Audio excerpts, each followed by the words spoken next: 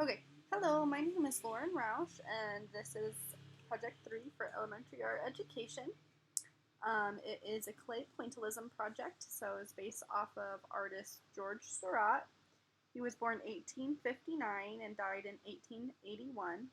He was born in France. He was a French artist, and one of the most famous works of his that is pointillism is Sunday Afternoon, and it exhibits various people from different classes all hanging out at the park.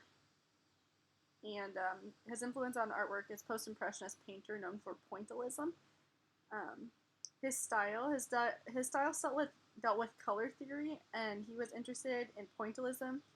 In this method, Seurat created artwork out of small dots of color placed next to each other, depending on the viewer's eyes to blend the color, rather than him blending the color on a palette or on the canvas. His primary medium was paint, and he painted genre scenes, figures, and landscapes. And one of my favorite quotes from the artist is, "The inability of some critics to connect the dots doesn't make pointillism pointless," which is very perfect for this assignment. Okay, for this assignment, I did it a little bit differently than what the blog recommended. So instead, I got an image of a tulip and I put plexiglass on front of it and on top of it, which you can see here. And then I outlined it with a pen to know where the plexiglass went. And I got Play-Doh because I thought Play-Doh would be fun to work with this rather than colored clay. So I began picking the colors that I want. You can see the pen for reference for size. And I started kind of modest because I didn't know how hard this would be or how long it would take. And I was really glad I did because it turned out much harder than what I anticipated because the Play-Doh didn't really want to stick to the plexiglass and didn't want to stick to my fingers. So I ended up having to use the pen to move everything around to where I wanted it, which was kind of difficult.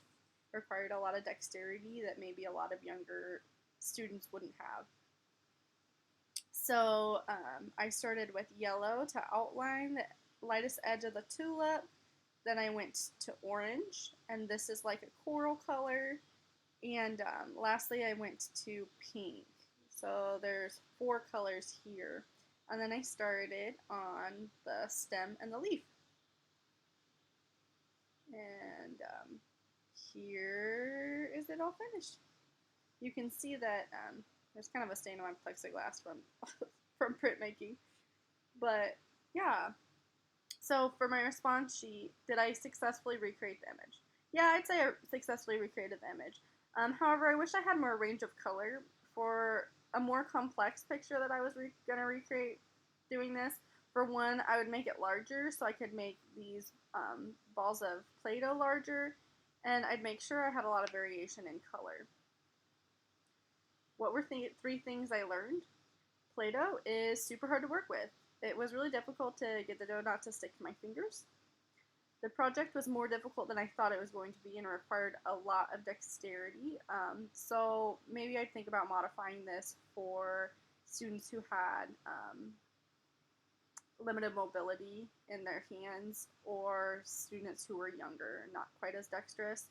And lastly, the small gradual transitions of colors needed to be well planned. I had to really think that out to think of like in which order I should put the colors and how they should and where they should be placed.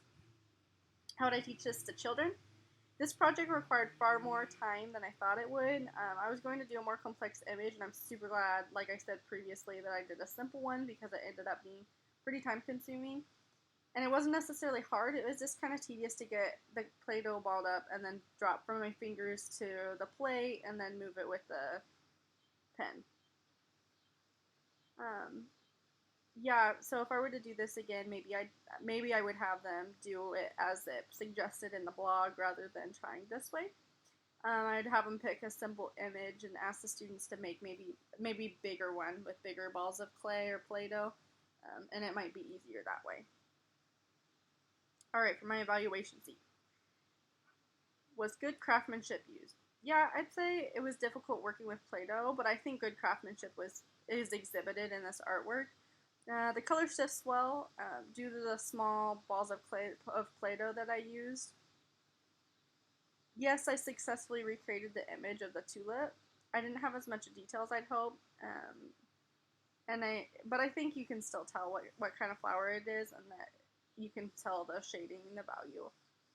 Did you use value in your project? Yes, I turned this into tulip from yellow to orange to peach, or a coral to pink.